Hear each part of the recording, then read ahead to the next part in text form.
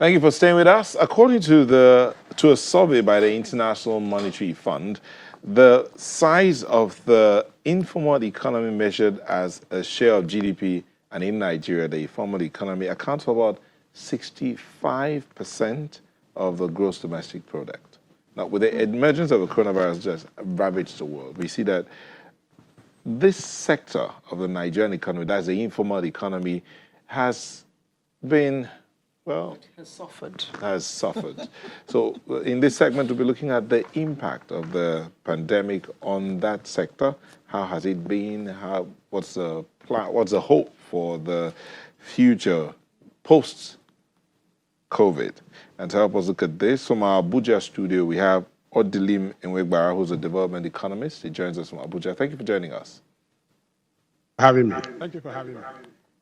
Here in Lagos, we have Yomi Awoyemi, who's a designer and corporate stylist. Welcome. Thank you.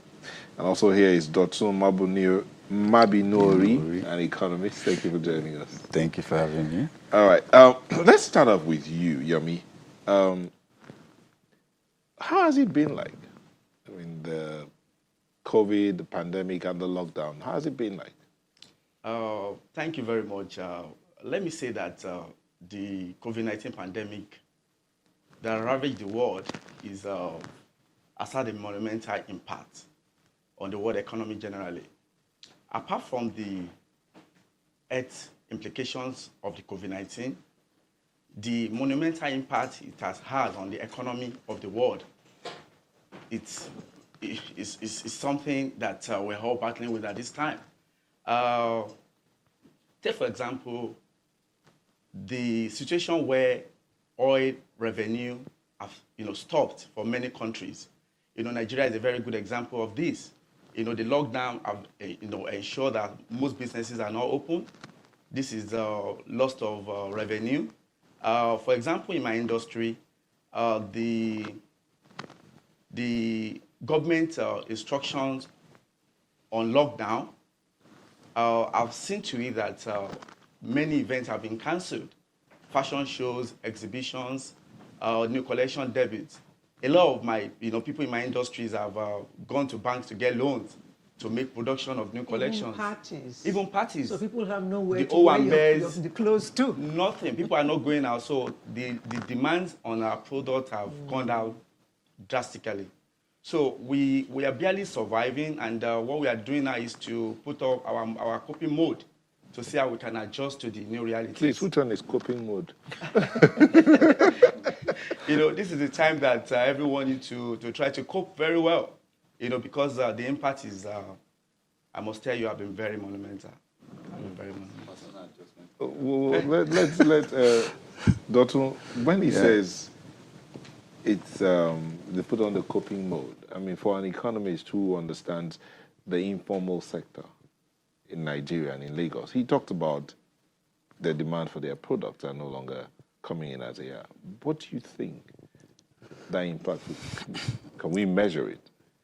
The impact for me can only be imagined, so to speak, in the sense that, okay, let me start by saying this is one of the most difficult times to be a leader of a country, because you are stuck between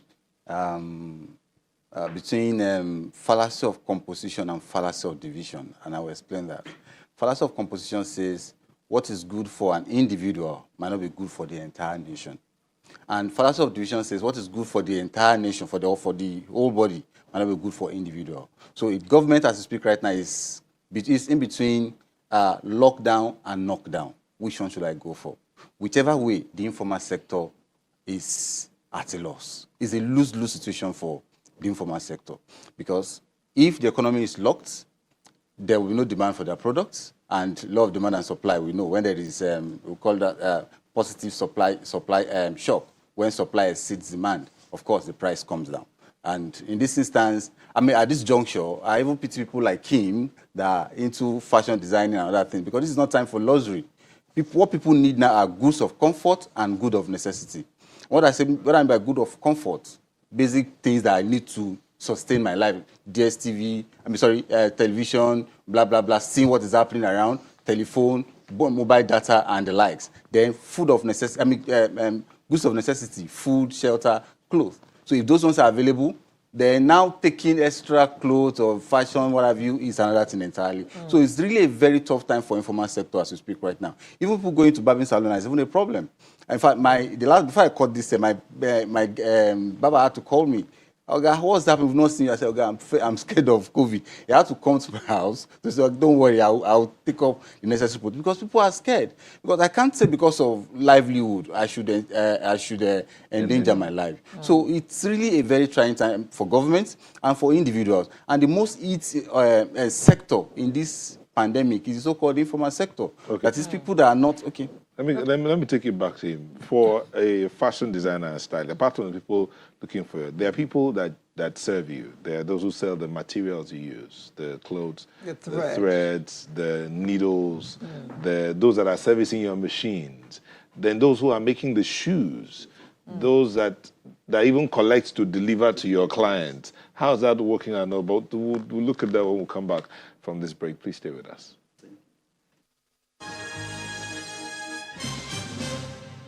Thank you for staying with us. We're still looking at the impact of the pandemic on the informal sector. Larry, you wanted to go?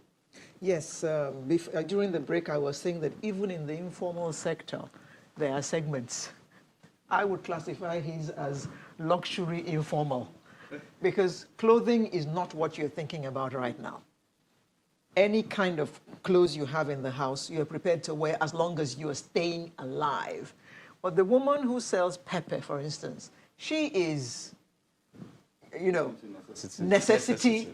You're right. Informal. Yeah. So, Odilim, how would you advise these people, especially the upper echelon where I have placed him? What would you advise them to do at a time like this to stay alive? First of all, I thank you for inviting me, because when I was invited yesterday, I was very, very excited, because this is an area I've spent the last 15 years looking into.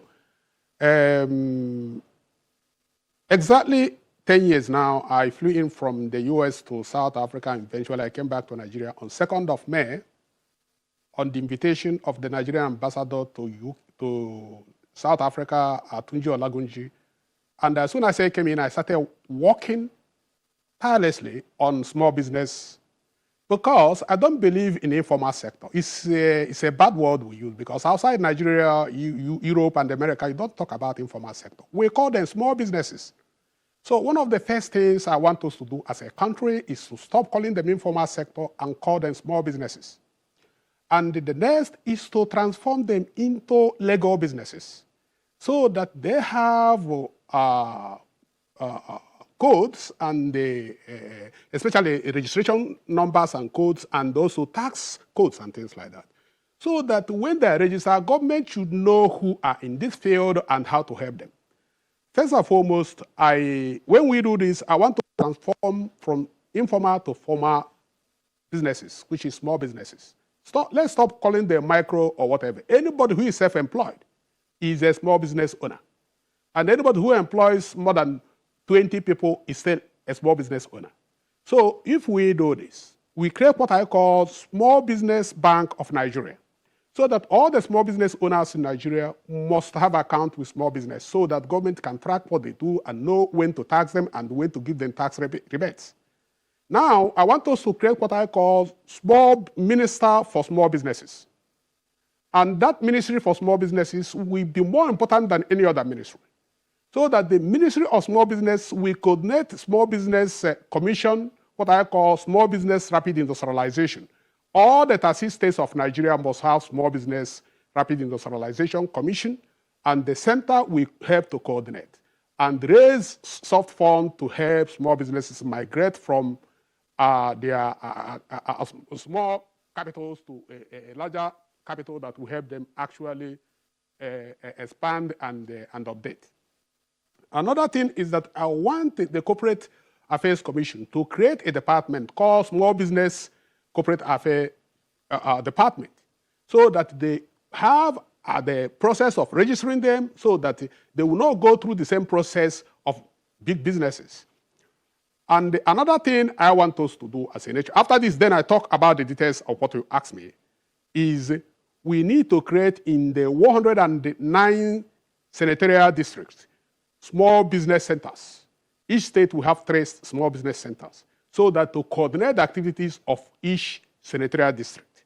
And finally, I want us to create what I call Nigerian Social Security Bank. We must create Nigerian Social Security Bank. Why?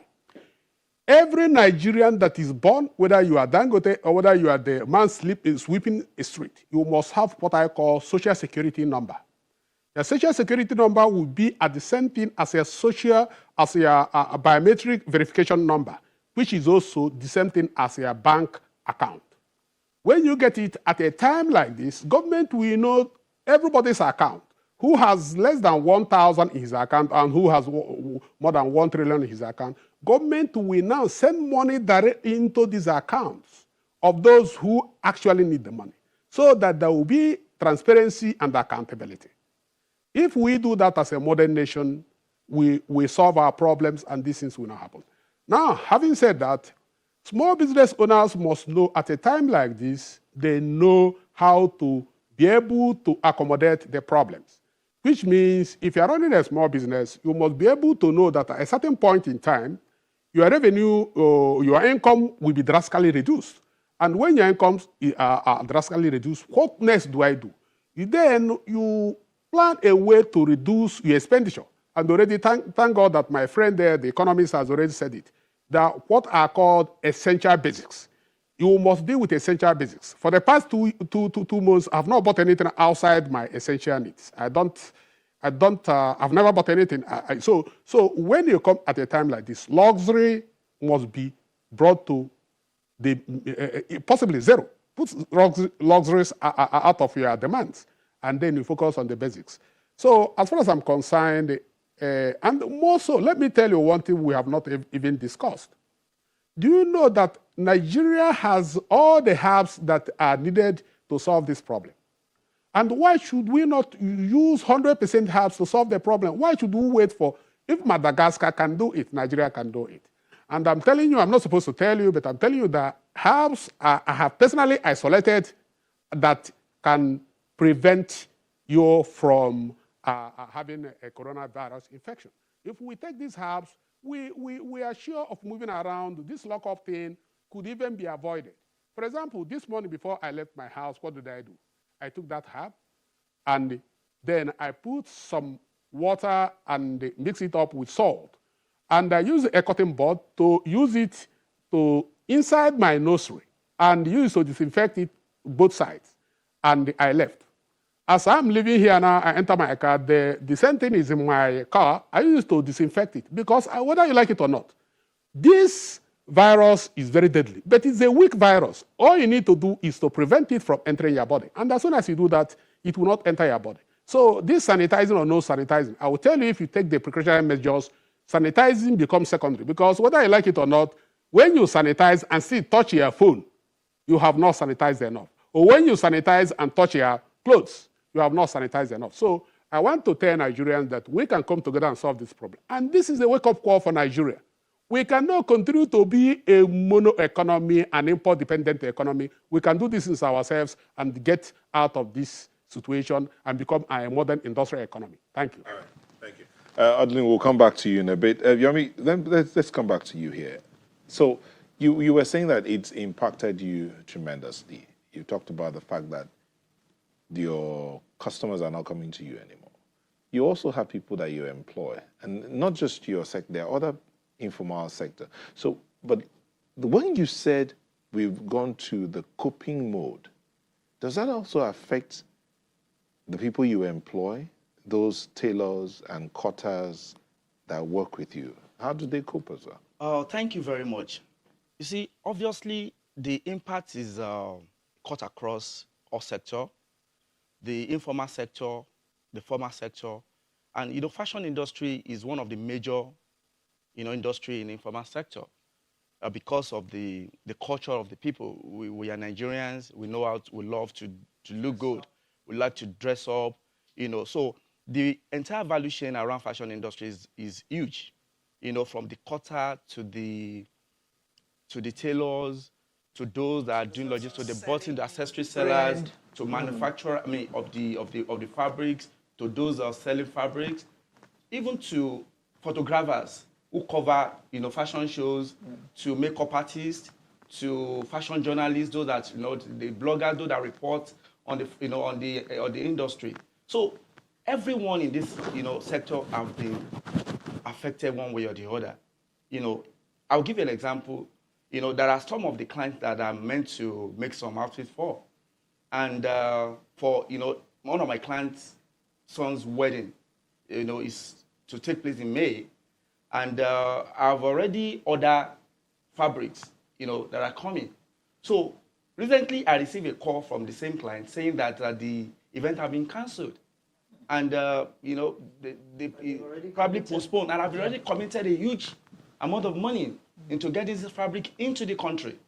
So right now, the fabric is going to come, and I don't know what exactly I'm going to do with it. Because there have been low in demand on our services and commodities, and it's affecting us. It's also affecting those that depend on us, one way or the other. So many of my staff, I've asked that they stay at home. Because even as we are trying to complete some of the orders that we have pre-COVID-19, we still need to maintain social distancing within the workplace environment. So I have told some of them, stay at home. When we have more jobs, we're going to call you in. A lot of, the dispatch riders, those that help us to do delivery, they've been calling, Oga, where is the next job is going to come from? So it's generally a very big issue, but I do believe that as a business, we just have to try to adjust one way or the other, so and then move away from the luxury to essentials, like Madam Alera have said, and we are trying to work on ensuring that beyond the luxury line, we can begin to develop essential lines, the value line, basic, ready to wear, basic, clothes that will not, cost a lot. And then that's also bring me to the issue of exchange rates. The cost of production has gone up. I'm sorry, so you said something about... It's a very difficult time. You said you ordered fabrics. Yes. Don't we have fabrics in Nigeria? Majority of the fabrics in Nigeria are not the type that we use. So most of the fabrics that we make use of in the industry are imported. Maybe it's time to begin to look at fabrics made in Nigeria. Maybe. So that is exactly why I said we need to start to look into diversification and then looking inward to see how we can begin to make use of the local materials to work. Many people have said that COVID is actually a blessing in disguise, that is going to force Nigeria to reset. That's very true. For me, we have not even seen the effect of COVID. It hasn't happened. Yeah. It hasn't? It hasn't. We haven't seen anything. Oh, you mean it's going to get worse? We haven't seen anything, and let me explain. Please. Now, the largest source of revenue for Nigeria, over 80% of our revenue is from oil. And when you talk about oil, that's what we call oil market is actually based on a feature. We call it futures market. That is, the pricing is not done today. If whatever price we are collecting today must have been done 3 months ago, we have 3-month pricing and what we call them the futures. Then, as I speak right now, the spot price, the market, what is the law of demand and supply of these markets? What price is it giving us? I'm putting in some other variables. Is in fact almost close to $10 per barrel, and we budgeted maybe about about $60 per barrel. So we are still earning good income from revenue from oil now because we are still taking the prices of pre-COVID. Now, beginning from March, April, when the prices start coming down, then we have new negotiation for the next 3 months. Yeah. So by June, July, August, then we'll now see the effect of COVID. Now, why is this coming? Our revenue would drop drastically. By revenue dropping, our foreign reserve will deplete. When foreign reserve depletes, our naira would depreciate, not devalue. because many people confuse devaluation with depreciation. Our currency would depreciate. When currency depreciates, importation becomes expensive, and that is where people like him will come in. So even the goods he say has bought that is still in the air, better bring it in now. But the next 2 months, 3 months, when we don't have foreign, yeah. Now the currency, yeah. Now the goods will come. The bringing goods in becomes very expensive. Then we have what they call pass-through effects of exchange rate. That is, when your currency starts losing its value, you have no choice but to pass that incidence of that reduction in your currency to your final consumer if you can shift it. If you can't shift it, you bear the burden yourself. Now, if you can shift it, that is when we now start seeing what we call pass-through effect of that exchange rate, which will lead to two things in economics. It leads to what they call imported inflation, where price of goods and services will come because most of our raw materials are imported, which is we are also affirmed to that. And raw material is not something you do overnight. Yeah. You can't just do what they call import substitution for raw material. For instance, if you want to get good fabric, as I said, you have to import them. Not that we don't have cotton in Nigeria, but you can't just turn cotton to cloth overnight. So we still need to depend on those. So import substitution is not what you get overnight. So to a very large extent, they will hit below the belt, more than what they are even seeing now. Then, second thing that pass-through effect also called what they call cost push inflation. Because by bringing it in, the cost of production increase, and by increasing your cost of production, you transfer it into your pricing. By bringing it to your price, inflation will go up. But you have also said, or you said earlier, that luxury items will not be the priority of people. So it will be hard for him to pass that cost to the people because people are not demanding for clothing of that nature. He said something. He said they are switching from luxury to necessity. Yes. And remember, the goods of necessity, they have what they call they are price inelastic. If the price of matches, for instance, a box of matches, moving from 5 naira to 10 naira, you say, what is it? You still buy it because you need it. And again, the incidence of that price of that increase is not much because it's just 5 naira. Where that is 100% increase. But if price of this clothes that is wearing moves from 10,000 to 12,000 naira, which is just 20%, you will shout. True. Because of the amount involved. So most of this basic necessity will not realize that something what you have bought for 5 naira will become 10 naira, 10 naira will become 15 naira, and you are not feeling it. But by the time you aggregate them on your income, you will realize the impact of, that's when you now see the impact of COVID. We have not even seen COVID now. Another part of, in fact, that's even on the foreign part of it. Domestically, the North, 60% of goods we eat in Nigeria comes from the North. And the way they are handling the so-called COVID-19, we all know that it's still a child's play. Imagine a state like Kogi State that is surrounded by 10 states. Kogi is one of the most bordered states in Nigeria. He's still saying there is no COVID in Nigeria. They sent the so-called NCDC staff, they said they want to quarantine them for 14 days. If other states have been quarantining them for 14 days, then where would they go? So you can now see that by the time, in the next 14 days, now, okay, the result we are seeing on COVID now is going towards 400. I hope you know that what we are getting now, in terms of the COVID in Lagos, it's as a result of our lawlessness that we had 2 weeks ago. So the one that happened that last Monday, that prison break that we had on Monday, we've not seen the effect. The effect will be in 2 weeks' time. Yeah. So by the time you put that effect and you put pressure on our health system, then plus pass-through effect of our currency that will depreciate in any moment from now. By the time you put all that together, then you now know that, okay, we have COVID in Nigeria. We don't have COVID. We have not even seen the economic impact of COVID. And that reminds me, let me quickly go to my senior colleague in Abuja, Dr. Odilin. He said something about creating new ministry, creating this, getting more data. I think our problem in Nigeria is not data. We have enough data. What we need is information. How to process those data to information. For instance, the CBN has BVN. They have everybody's account. They can view everybody's account. They know the amount in their account.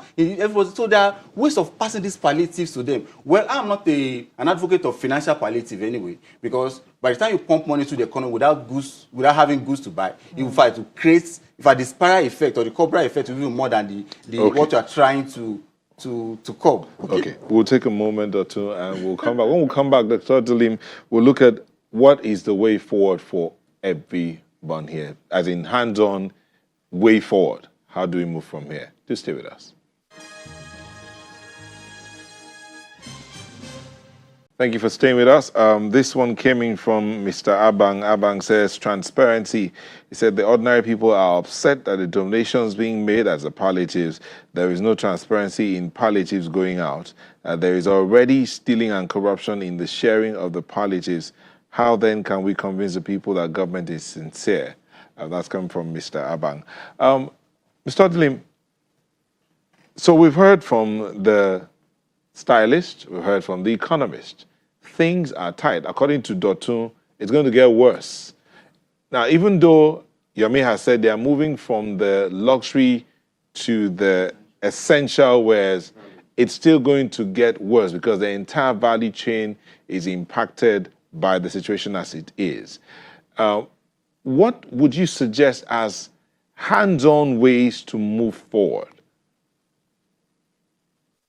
Thank you very, very much for this question. And first of all, Dotun is a very good friend of mine, and I enjoy his opinion. But the things I want to make clear here, and you see, I don't know how much time I have because there are so many things I brought along with me to share with you, but be it as it may, first, let me clarify something about the issue of giving palliatives to Nigerians. You see, if we're able to give everybody social security number, which is tied to everybody's bank account, because every Nigerian is supposed to have a bank account, whether you are earning or you're not earning, so that government will know your level of income or whatever that is in your bank account. If we do that, government could equally give money to people directly without the right people and at the right time. But why I want to deviate from the tune a bit, let me tell you. Quote me anywhere and quote me anytime. One of the problems of our economy is, and I repeat, there is liquidity crunch, constantly liquidity crunch. Because, why? Because we always want to maintain a high-value naira. But let me tell you, in 1935, when Roosevelt, he was made President Roosevelt, Franklin Roosevelt, he was made president in 1932. But by 1935, he was able to say, you know what, discovered that actually the Great Depression was caused about liquidity crunch. That the average American did not have enough money to consume. What did they do? Marian Eccles, who was then the chairman of Fed, printed a lot of money and made more money available to the poor. And when the poor were given more money, he improved their purchasing power. And when you improve their purchasing power, they go out there to purchase the basic things that are not imported. So why are we saying that pushing money into the system is bad? It is when the money you are pushing into the system is exported in terms of imported goods that is chasing more dollar in order to bring in the goods in the country.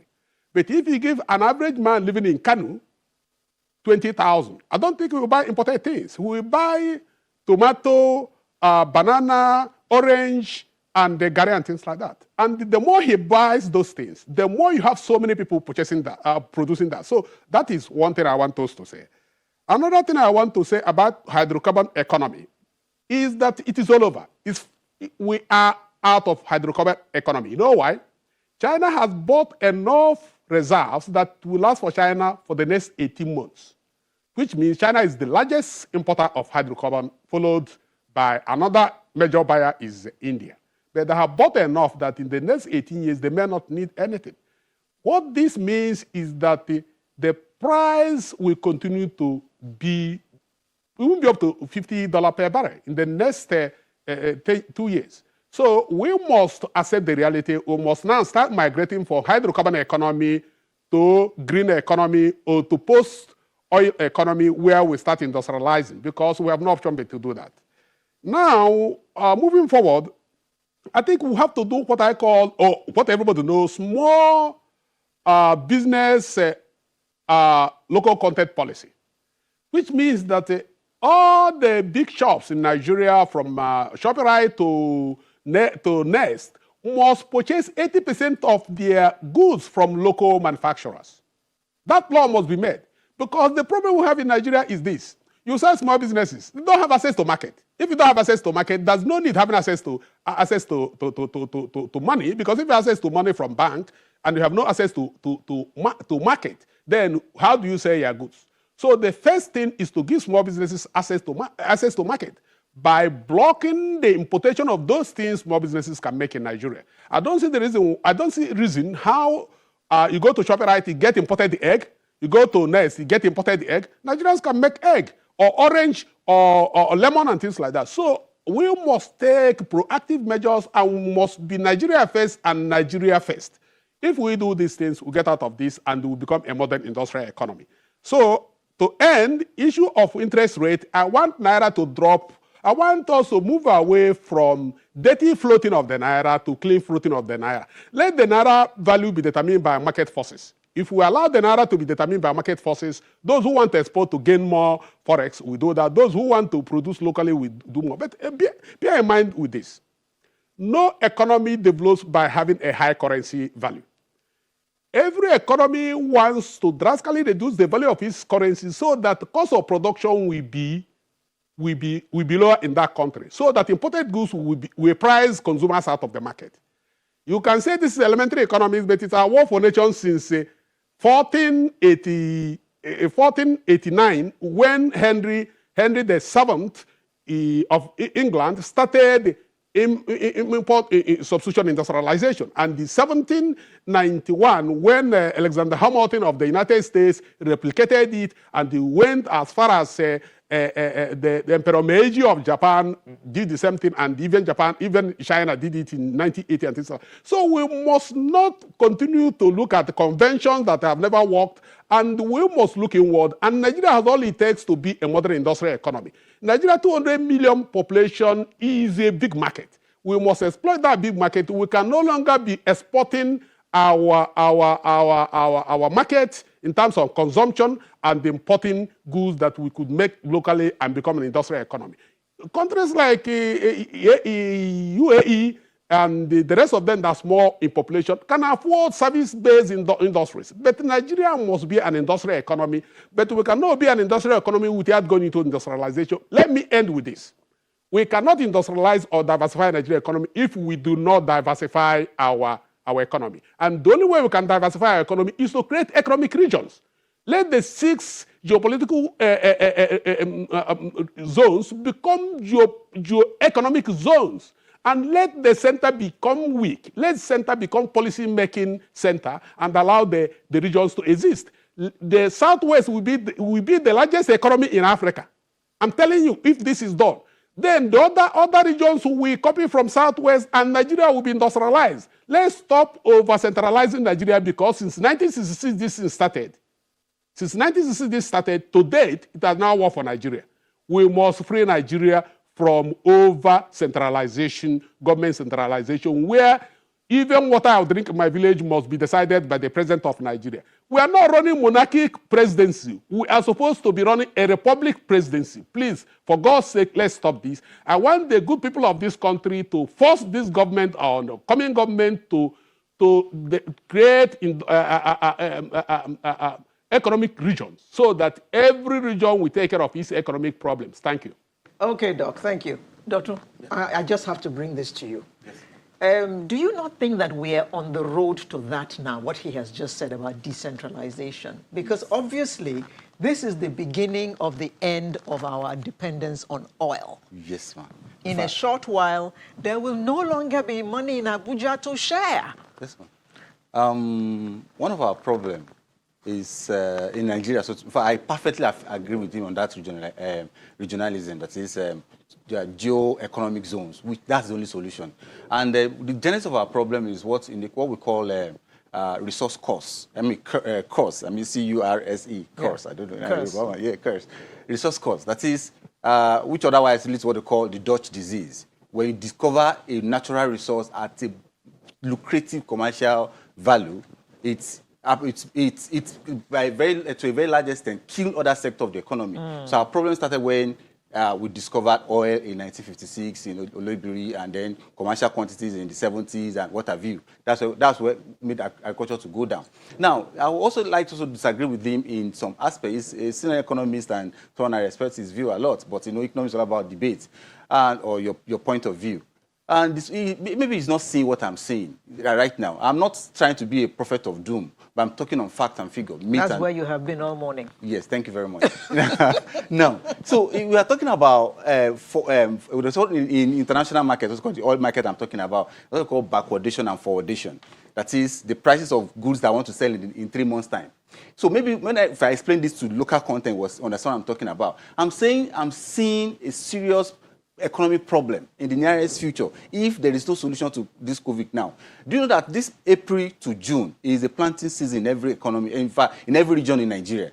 Tell me the last time a farmer had gone to market to farm to plant. So whatever we are eating now was what they planted last year. Sorry. So the next 6 months, what are we going to eat? So why I said I don't believe in so much. So if we want to do import substitution, ShopRite and Co should buy from Nigerian local content, blah, blah, blah. Where is the content we want to buy when we are not planting what we are eating right now? So the next 6 months, the next 8 months, the next 1 year, that is when we'll see the effect of COVID. Because once we miss this planting season, we enter August and July. August, September, when we can't plant anymore, then we'll know that we're in a serious problem. Now, another issue, 70% of manufacturing products in Nigeria are agricultural produce. Do you understand? The agricultural produce is actually declining. So that means manufacturing will also get into it. Banking, fine. CBN has given a blanket order now that no bank should withdraw. Should sack customers. But I still see them doing it. Should sack staff, sorry. But look at this. The aviation industry is down. And that is one of their, in fact, let me say this, that's one of their largest source of income, because most of the flights, most of the aeroplanes we are seeing, they are on leasing and they are financed by banks. So what's it called? The aviation industry cannot service their loan. Banks cannot get money to pay salary. Before you know, you see margin acquisition coming in place. And when you merge, of course, you have to disengage staff. So but the banks they were declaring obscene profits. That's profit. The most of this profit, yes, I know. If a bank declaring 100 billion naira profit in this type of economy, there's something somewhere. There are ways of they've been reaping us for a very long time. Most of us are not seeing it. There's what we call consumer surplus and producer surplus. So this way we now see that producer surplus. The profit they've been making from us, now this time for them to vomit this. And one of the ways of vomiting it is also vomiting staff. It's not, in fact, it's inevitable. So we are seeing rapid unemployment rates. In fact, it's happening right now, but it's just that in Nigeria, we're not keeping data. So data is a major problem. We're not keeping data. We're not even managing data. And this is a big data. And when we talk about big data, we talk about its veracity, its velocity, its value, its volume. So those are the things you need to look at. So these are things that we need to put the data together. This is time government should come into value chain. Now, in terms of value chain of agriculture, we lose over 40% of farm produce to waste, because there is no preservation. $311 million came in last time. And I was angry when they said they want to use the complete Lagos Ibadan Express Road. If there is lockdown, if about 1 million, God forbid, 1 million Nigeria, for instance, is test positive to COVID, and the economy is locked down for 6 months, who will pass through those roads? That means before you know it, trees will start coming on the road will get spoiled again. This is not time to spend such money on roads or infrastructure. Spend it on value chain in the agricultural system. I expect government at this juncture to have what they call mass, maybe cooling vans, or moving a way of preserving agricultural produce. Maybe if you go to Osun State and you see the amount of cashew, a cash crop for that matter, that gets rotten, that's being eaten by birds on trees, you weep for this country. We are saying, okay, social price should buy orange and co from, but those oranges are getting rotten on the trees. Nobody is taking them. Sir? Benue. Yeah, they are there. Go to Benue. The basket, what is in Benue is enough to, the middle belt is like, in fact, it's like the belt holding everybody together. Okay. Because, so that's why I expect government to spend money to have what they call preservation, just like what Joseph did in the Bible. Let me just say this. Let's save for the farming day. The farming has not even started. So let's start saving right now. So those goods that are rotting, let us keep them to have what is called this plantation deficit. But they're not planting now. So in the next 6 months, 1 year, you will now see the effect of COVID. What we are eating now is what they have been planted last year. So this way government should take those ones that are 40% that will have gotten rotten, keep them in a... Doctor, if we leave you, you're very passionate about this. Yes, Aremo Olabode Cornelius says, we have NIN, we have BVN, so no need to introduce any social security number. What we lack in Nigeria is that there is no proper birth-death registration. We need to put in place the digital online birth and death registration. That's from Aremo. AOO says, we have solid minerals in all 774 local governments in Nigeria. We prefer to allow the foreigners to steal or our resources and export to Dubai to make money for themselves, while state governments cannot pay salaries. He says Nasarawa state alone is richer than Denmark. The Wind says none of the suggestions will make any sense until the constitution is rejigged. Empower the states, remove aviation from the exclusive list. States can run their own airports for local flights, while the federal overseas and international travels. Okay, in rounding off, Yami, your closing statement. What I do want to say is that we all have seen what COVID-19 have done, to the economy generally, and it has been stated that the informal sector have been hit greatly. But unfortunately, what we see is that a lot of experts have done research and they've reported on the impact of the financial crisis on the informal sector. But little or nothing is being done on the informal and informal on small businesses, as as rightly been said. So we need them to examine this, because informal sector constitutes about 80% to the world's employed population, and in Nigeria, for example, it contributes about 65% to the GDP.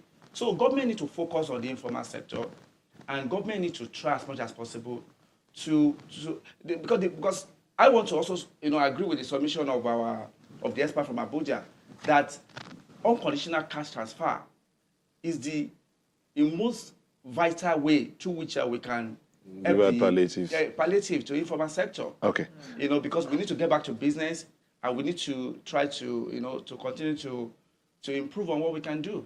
Doctor, your closing statement. So testing. Hello, 1, 2. That's what we need. Government should increase their capacity to test as many people as possible. If is that they lock the economy to ensure that we contain this virus, which has a negative effect on informal sector. Even if they open it and people start down on a daily basis, it's also a negative effect on the economy. So what I'm saying is, what my own suggestion or my own submission is, maybe the economy should, we shall what they call staggered or staggered easing of the lockdown. Don't allow people to interact, because we know that in this economy, our sense of hygiene is not what I'm talking about. Okay. Again, our lawlessness. I'm sorry to say, Nigerians, to a very large extent, we don't obey laws. That's why you see on the road, they will write on the roadside 25 km/h, and they will still put bombs, because they know an average Nigerian will overspeed more than 25 km/h. So to a very large extent, we need more like draconian hand to ensure that we have this done. Then government should not just do financial transfer; they should also come into production, the value chain of agriculture, especially storage. Okay, Dr. Adelim, your closing statement. Thank you. Yeah, thank you. But as I said earlier, I think we have a need to talk about this thing another time, because there are a lot of things. Because the engine of Nigeria's economy going forward is dependent on. I stopped using informal, because informal is illegal. Small businesses. Let's remove this word informal. It is derogatory, and it does not add any value to those who are in that business. So let's start using small businesses. 1, 2. I agree with Dotu. I agree with Dotu on agriculture, and I have spent tons of time looking at agriculture. And the agriculture is the stepping stone through which we are going to industrialize. And nobody will say something different. And of course, why should all those things get rotten? Tomato, because they don't have access to consumer market. So that is the issue. 2 is that whether you like it or not, jobs will be lost in their millions. And I agree with him, because I've also looked at this very carefully. What do we do to ensure that jobs are not lost? First, government must slim itself down and remove so many agencies that are irrelevant. Thank you. Thank you, Dr. Adelim Emegbara, who is a development economist. He joined us from our Abuja studios. Here in Lagos, we had Yomi Awoyemi, a designer and corporate stylist. Thank you. Meanwhile, you're looking real nice. Thank you. And Dr. Mabi Nouri is an economist. Thank you also. So as we'll be back in a moment, please stay with us.